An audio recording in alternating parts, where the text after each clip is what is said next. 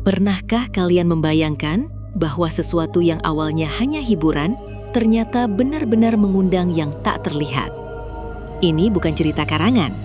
Ini kisah tentang sebuah acara rumah hantu yang menghadirkan pocong ketiga.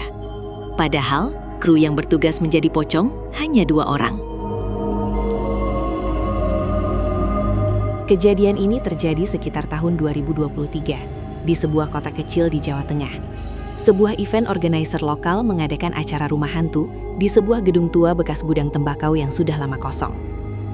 Gedung itu sebenarnya sudah terkenal angker. Warga sekitar sering mendengar suara langkah kaki di malam hari, padahal tidak ada siapapun di dalam. Tapi demi konsep yang realistis, panitia justru memilih tempat itu. Tim kru berjumlah sekitar 15 orang. Untuk bagian pocong, hanya ada 2 orang yang bertugas, Rian, Dimas. Make up sudah dipersiapkan, kostum juga dihitung. Tidak ada tambahan. Acara berjalan ramai selama 3 malam pertama. Jeritan pengunjung terdengar hampir setiap menit. Sampai akhirnya, malam keempat. Malam itu, sekitar pukul 22.30, salah satu kru bagian keamanan bernama Arif sedang berpatroli di lorong belakang, area yang sebenarnya tidak termasuk jalur pengunjung. Ia melihat 3 pocong berdiri di ujung lorong. Awalnya Arif kesal. "Woi, kalian ngapain di sini? Ini bukan spot kalian." 2 pocong langsung kabur ke arah ruangan utama. Tapi, 1 pocong tetap diam. Arif berpikir mungkin itu Dimas yang bercanda. Ia mendekat. Dan saat jaraknya tinggal 3 meter, pocong itu perlahan menoleh. Wajahnya hitam legam, matanya cekung. Kain kafannya tampak kusam, berbeda dari kostum yang dipakai kru. Dan yang paling membuat Arif membeku, kakinya tidak menyentuh lantai. Arif lari sekencang mungkin. Saat ia sampai di ruang kontrol, Rian dan Dimas sudah ada di sana, membuka topeng mereka. Keduanya panik saat Arif bilang melihat 3 pocong. Karena sejak tadi, mereka berdua selalu bersama. Tidak ada pocong ketiga. Sejak malam itu, Arif mulai mengalami gangguan. Pertama, ia bermimpi didatangi pocong yang berdiri di pojok kamarnya. Malam kedua, ia terbangun karena suara gesekan kain di lantai. Sret, sret, sret. Ia membuka mata. Di depan pintu kamar ada bayangan putih. Dan ketika ia menyalakan lampu, tidak ada apa-apa. Tapi teror tidak berhenti. Ibunya mulai mengeluh melihat sosok putih berdiri di depan rumah menjelang maghrib. Tetangga juga bertanya, kenapa Arif sering pulang bersama temannya yang memakai pakaian putih. Padahal Arif selalu pulang sendirian. Puncaknya terjadi 3 hari setelah acara ditutup. Sekitar pukul 2:13 dini hari, Arif terbangun karena merasa dadanya berat. Ia sulit bernapas. Matanya terbuka perlahan. Dan di atas dadanya, duduk pocong itu. Wajahnya sangat dekat. Bau tanah basah tercium kuat. Matanya meneteskan cairan hitam. Dan dengan suara parau, "Kenapa? Kau panggil aku?" Arif tidak pernah merasa memanggil siapapun. Tapi rumah hantu itu mungkin telah membuka sesuatu. Tiba-tiba lemari di kamar terbuka sendiri. Foto keluarga jatuh dari dinding. Ibunya berteriak dari luar kamar. Dan saat pintu dibuka paksa, sosok itu menghilang. Keluarga Arif akhirnya meminta bantuan seorang kiai yang dikenal cukup disegani di daerah itu. Namanya Kiai Hashim. Beliau datang sore hari sebelum maghrib. Begitu masuk rumah, beliau langsung berhenti di teras. "Ini bukan dari sini," ucapnya pelan. "Ini terbawa." Arif menceritakan kejadian rumah hantu dan pocong ketiga itu. Kiai Hashim mengangguk. "Tempat lama sering punya penghuni. Kalau kita buat-buat suasana kematian, kadang ada yang merasa dipanggil." Ruqyah dimulai setelah Isya. Lampu rumah dipadamkan. Ayat-ayat suci dibacakan. Sekitar 15 menit berjalan normal. Lalu suara benturan keras terdengar dari dapur. Piring pecah sendiri. Angin dingin berputar di ruang tamu. Dan Arif tiba-tiba menjerit. Suaranya berubah berat. "Ini tempatku." Kiai Hashim tetap tenang. Bacaan semakin keras. Sekitar 40 menit kemudian, Arif pingsan. Dan suasana kembali hening. Sejak malam itu, teror berhenti. Tapi ada satu hal yang membuat semua kru merinding. Ketika mereka membongkar sisa properti rumah hantu di gudang, mereka menemukan sehelai kain kafan tua, bukan milik kostum mereka. Kain itu terkubur di sudut ruangan belakang. Dan di dinding gudang, samar terlihat bekas tulisan, "Jangan bangunkan."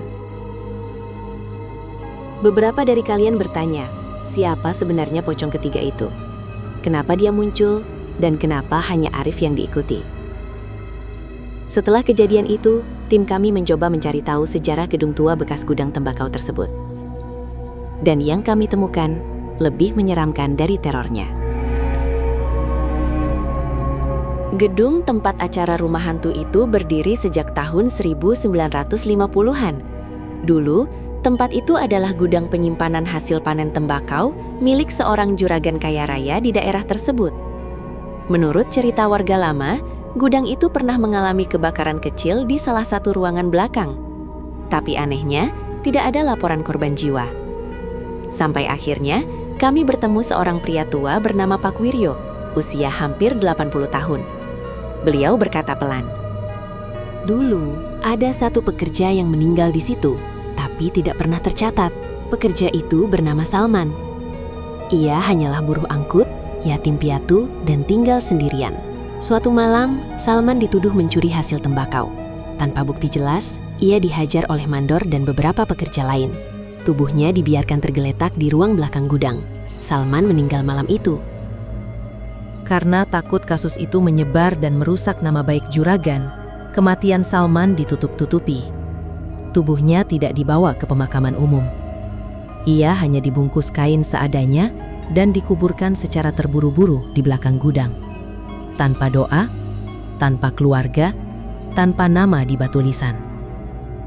Pak Wiryo mengatakan satu hal yang membuat bulu kuduk berdiri. Waktu dikuburkan, kain kafannya kurang satu ikatan, tidak diikat sempurna. Dalam kepercayaan masyarakat setempat, ikatan pocong yang tidak dilepas atau tidak sempurna bisa menjadi simbol arwah yang terikat, belum tenang. Beberapa bulan setelah itu, para pekerja mulai melihat sosok putih melompat-lompat di lorong gudang saat malam. Suara kain terseret, tangisan pelan, dan bau tanah basah. Gudang itu perlahan ditinggalkan. Puluhan tahun berlalu, gudang kosong, cerita memudar. Sampai akhirnya tim event organizer memilih tempat itu untuk rumah hantu. Konsepnya bertema arwah terikat. Tanpa mereka sadar, mereka seperti mengulang tragedi lama. Malam pertama acara, salah satu kru bercanda di ruang belakang, ruangan yang dulunya tempat Salman dipukuli. Mereka berteriak-teriak, mengetuk dinding, bahkan salah satu berkata, "Kalau ada yang mati di sini, keluar dong." Ucapan yang mungkin terdengar sepele, tapi bagi sesuatu yang menunggu, itu seperti panggilan. Malam keempat, saat Arif melihat 3 pocong, kemungkinan itulah pertama kalinya Salman menampakkan diri kembali. Mengapa Arif? Karena menurut Pak Wiryo, wajah Arif sangat mirip dengan salah satu mandor yang dulu memukul Salman. Mungkin bukan salah Arif, tapi dendam tidak selalu memilih logika. Setelah ruqyah oleh Kiai Hashim, Arif sempat mengalami mimpi aneh. Ia berdiri di depan gudang tua. Seorang pria dengan wajah lebam dan kain kafan tidak terikat berdiri di hadapannya. Pria itu tidak menyerang, hanya berkata, "Aku tidak dipanggil, aku diingatkan." Arif terbangun dengan air mata mengalir. Sejak itu, ia meminta izin pada pemilik lahan untuk mengadakan doa bersama di belakang gudang. Beberapa warga datang. Doa dipanjatkan khusus untuk arwah yang tidak dikenal. Saat tanah belakang digali sedikit untuk memastikan cerita lama, mereka benar-benar menemukan sisa kain kafan yang sudah rapuh bercampur tanah. Tidak ada kerangka utuh, seakan sudah menyatu dengan bumi. Kain itu kemudian dimakamkan secara layak di pemakaman umum setempat. Sejak doa dan pemakaman ulang itu, tidak ada lagi penampakan pocong di gudang. Gedung itu kini benar-benar kosong. Namun, satu kejadian terakhir masih menjadi misteri. Beberapa minggu setelah semuanya selesai, kamera CCTV yang sudah lama tidak aktif tiba-tiba menyala sebentar karena korsleting listrik. Rekaman berdurasi 7 detik tersimpan otomatis. Di layar terlihat lorong belakang gudang. Kosong.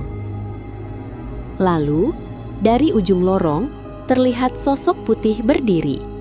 Tidak melompat, tidak bergerak, hanya berdiri. Dan perlahan menunduk, seolah mengucapkan sesuatu. Rekaman berhenti. Tidak pernah ada gangguan lagi setelah itu. Apakah itu tanda perpisahan?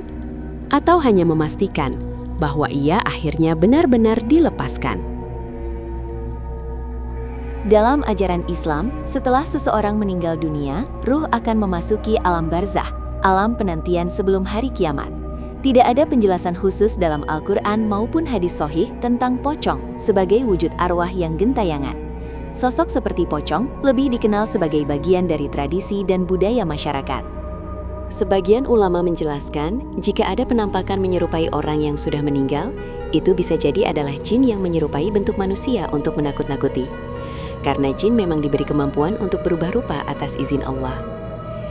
Dalam Islam, arwah manusia tidak bebas berkeliaran di dunia untuk meneror. Jika terjadi gangguan, maka yang dianjurkan adalah memperbanyak zikir, membaca ayat-ayat Al-Quran seperti ayat kursi dan Al-Mu'awizat, serta memohon perlindungan hanya kepada Allah. Jadi, apapun fenomenanya, yang terpenting bukan rasa takutnya, melainkan bagaimana kita memperkuat iman dan perlindungan diri. Karena, sebesar apapun gangguan makhluk tak terlihat, kekuasaan Allah jauh lebih besar. Sampai jumpa di cerita berikutnya, dan tetaplah berhati-hati, bukan hanya pada yang terlihat, tetapi juga pada yang tak kasat mata.